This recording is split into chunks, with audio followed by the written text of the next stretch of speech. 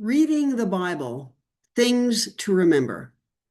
The Bible is a tremendous source of wisdom, insight, and good news.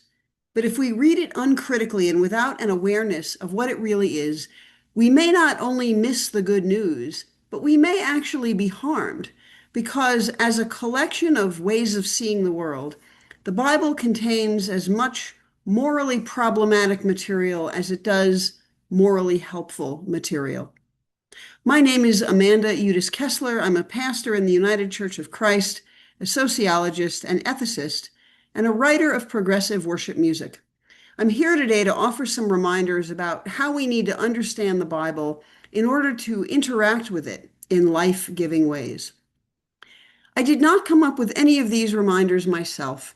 They come to us from Marcus Borg, John Dominic, Crossan, Robert Funk, and other members of the Jesus Seminar, along with other progressive Christian scholars, educators, and pastors. I just want to make these reminders available to you in case you have not run into the books, blogs, videos, and other resources that are out there to help you read the Bible. That said, if you want a good book to start with, consider this one. Marcus Borg's Reading the Bible Again for the First Time, Taking the Bible Seriously, but Not Literally. First reminder, the Bible is a human product, not a divine creation. The Bible was written by people trying to make sense of their lives and of their relationship with God. And it consists of human stories about God, not God's story about humanity. As a human creation, the Bible is full of human wisdom and insights, but is also susceptible to all of the worst that humanity has to offer. Our fear, our cruelty, our arrogance, our greed, our violence, our tendency to exclude some groups of people, and to create hierarchies in which some people matter more than others. The Bible does not give us a God's eye view. It gives us a human view in which people put words into God's mouth because they experienced God as telling them those things. Again, there are profound gifts for us in the Bible, but also profound dangers if we take everything we find there literally. As a human creation, the Bible is neither inerrant nor infallible. It includes ideas and claims that are neither humane nor life-giving, and it is part of our spiritual work of discernment to determine which biblical ideas and claims are worthy of our commitment and which ones are not. We absolutely should take very seriously the ideas and claims in the Bible that are humane and life-giving, that help us grow in wellness and faith, and that help us love God and love our neighbors as ourselves. Indeed, we should submit our lives to the ideas and claims in the Bible that are humane and life-giving as a way of offering ourselves to the God of love. To say that the Bible is neither inerrant nor infallible is not to say that it is useless. It is instead a plea to use it rightly for human well-being. We should not throw the baby out with the bathwater, but neither should we drink the bathwater and expect it to nourish us or even to taste very good. Second reminder, as a human construction, the Bible is a product of its time and place and must be read in its cultural and historical context. This means asking questions such as, why did the authors choose to tell these particular stories? Why did they choose to tell them in these particular ways? What did these stories or these wisdom traditions or these sayings or these prayers mean to the people who wrote them down? Only after we have some understanding of the cultural and historical context can we discern what these stories, wisdom traditions, sayings, and liturgical materials could mean for us, we who live in a very different cultural and historical context. As an example, the first creation story presented in the book of Genesis, chapter 1, verse 1 through chapter 2, verse 4a, was not written to be either eyewitness reporting or a science textbook. It was almost certainly written as a worship ritual, a liturgy to be used at sacred gatherings, which is why, if you read it aloud, it has a poetic feel to it. Moreover, it was almost certainly written during or soon after the period in which Jewish leadership in southern Israel was taken into captivity by the Neo-Babylonian Empire and exiled to Babylonia. This exile followed the destruction of Jerusalem and of Solomon's temple, the sacred place where the Jews of the time believed that God resided. Thus, the all-powerful creator God of the first creation story would have been a necessary comfort to Jews facing the destruction of their sacred space and their own political powerlessness. That context does not make this creation story quote unquote untrue. It makes it true as a meaning system in ways not related to how the world empirically came into being. As a creation myth, we can think of this story as truer than factual reality because it addressed the needs, fears, and hopes of a people who were suffering tremendously. We can find hope in this story. What we cannot find in it is a scientific account of how the world came into being, and we should not look for such an account in the Bible. Reading the Bible in its cultural and historical context also helps us understand that there are many realities in our world today that the Bible simply does not and cannot address. As a ridiculous example, consider cell phones. Does the Bible give us any guidance on how to use cell phones? Of course not. They did not exist when the Bible was written. Well, similarly, but with much more social weight, while same-sex sexual relations were known to the authors of the Bible, they did not understand human sexuality as we understand it today, with the help of social and biological science. So biblical authors could not have understood that someone could have an identity as a same-sex loving person. They would not have known what to make of a monogamous, committed same-sex partnership that looked like heterosexual coupling except for the gender of the people involved.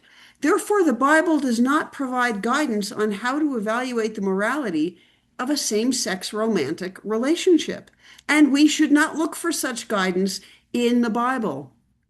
The so-called clobber passages on homosexuality address sexual practices of times and places from which we are far removed. This means that the Bible's condemnations of homosexuality are specific to the forms of homosexuality the biblical authors saw around them, forms which are essentially alien to us today. Third reminder, for reasons already suggested, while the Bible does include some historical stories, much of it is best read not literally or factually, but mythically and metaphorically. It is full of origin stories, tales of the creation of the world, of the creation of the people who became known as Jews, of the creation of the people who became known as Christians. Some of these accounts may reflect things that happened historically. Indeed, some of them surely do. But all of them have been written in ways that give them extra mythical weight, extra symbolic meaning. For example, whoever wrote the Gospel according to Matthew was very invested in convincing their readers that the Jewish scripture predicted Jesus' coming and certain particulars of his life. For Matthew, writing decades after the death of Jesus, Jesus was the fulfillment of Jewish prophecy to a degree not matched by the other gospel writers. Thus, we see Jesus fulfilling Jewish prophecy more often in the Gospel according to Matthew than in the other three Gospels. This has little to do with Jesus' actual life and everything to do with Matthew's agenda. Similarly, Matthew understood Jesus to be the new Moses in ways that the other gospel writers did not. So Matthew's nativity story recalls the story of the infancy of Moses. And Matthew's arrangement of Jesus' sayings into what we now know as the Sermon on the Mount recalls Moses going up Mount Sinai to obtain the commandments from God. This does not make Matthew's nativity story less meaningful.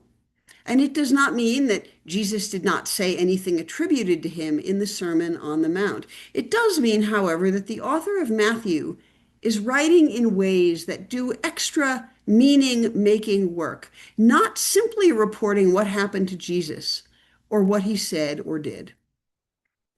In addition to being mythical, some of the biblical materials are metaphorical, meaning that they are meant to evoke certain images and understandings rather than to describe reality empirically or factually.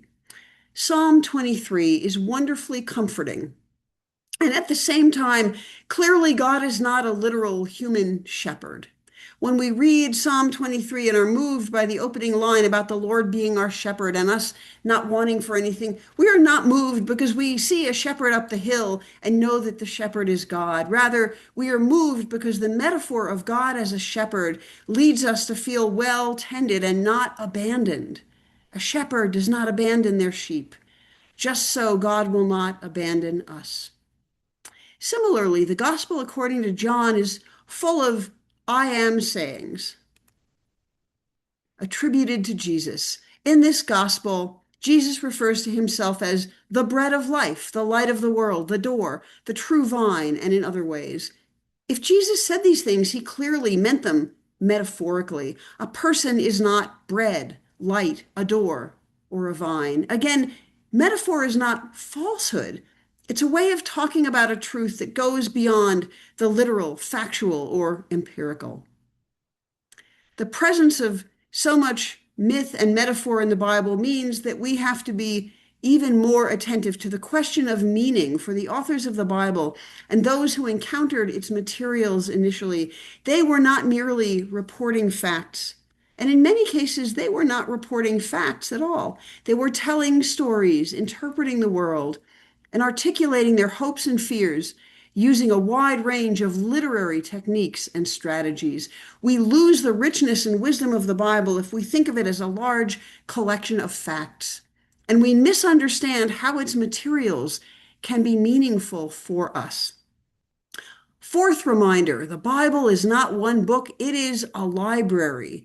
The word Bible actually comes from a term meaning the books, plural, or the little books, which we can translate loosely as the book collection. Many communities wrote the materials that we now have collected into a single volume as quote unquote the Bible. And those communities wrote those materials over hundreds of years and with a wide variety of agendas specific to their cultural, historical, political, religious, and economic contexts. Understanding the Bible as a library allows us to really open up our perspective in relation to the materials in it. I personally have never been in a library in which I found every book equally useful, or in which I agreed with all of the ideas in every book. And I'm pretty sure you have not either. If we understand the Bible as a library, we appreciate that some parts of it will be more relevant to us, more meaningful to us, and more useful to us than other parts. Indeed, some parts of the Bible specifically argue with other parts of the Bible. As Dominic Crossan discusses masterfully in his book, The Power of Parable, how fiction by Jesus became fiction about Jesus. This point brings us back to the need for prayerful discernment and thoughtful study to understand how to relate to the different materials in this wildly complex collection. Final reminder, the Bible was not written in English, and any version we read in English today has been through multiple layers of translations. Jesus and his first followers spoke Aramaic, and yet all four Gospels were written in Greek, with just a handful of Aramaic phrases thrown in here and there.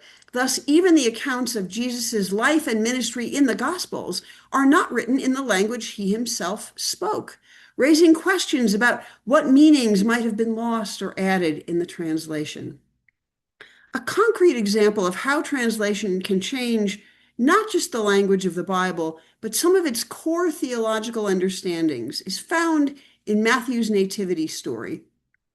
The virgin birth story in Matthew, it turns out, comes to us courtesy of a translation from Hebrew to Greek that, if we are being generous, is an interesting translation choice to make.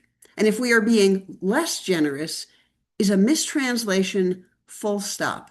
I think this particular translation story is worth going into in a little detail. It's also instructive regarding how to read the Bible in its historical context. So please bear with me here.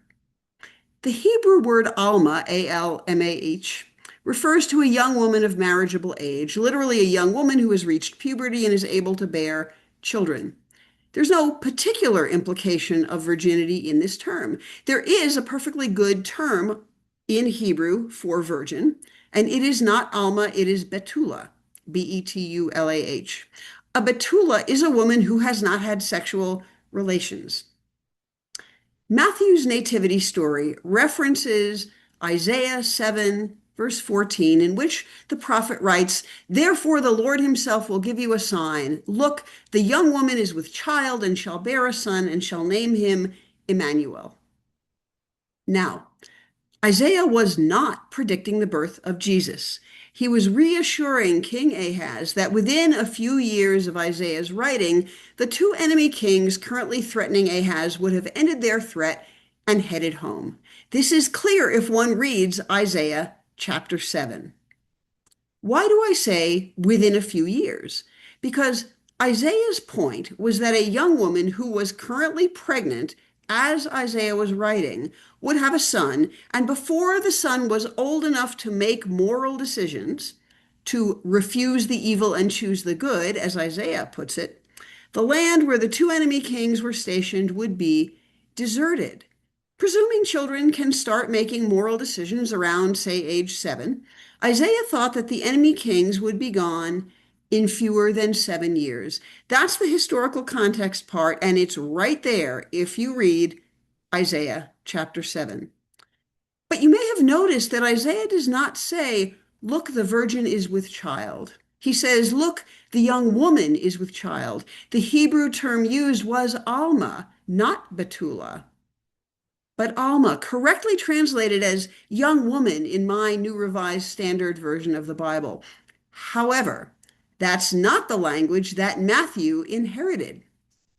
Matthew was reading a Greek translation of the Jewish scriptures called the Septuagint, and in that version, in that translation, Alma was translated into the Greek term parthenos, which does mean virgin. So to be clear, for Matthew, Jesus needed to be born of a virgin because Matthew's Greek translation of Isaiah had translated the Hebrew term for young woman into the Greek term for virgin. Call it a creative translation, call it a mistranslation.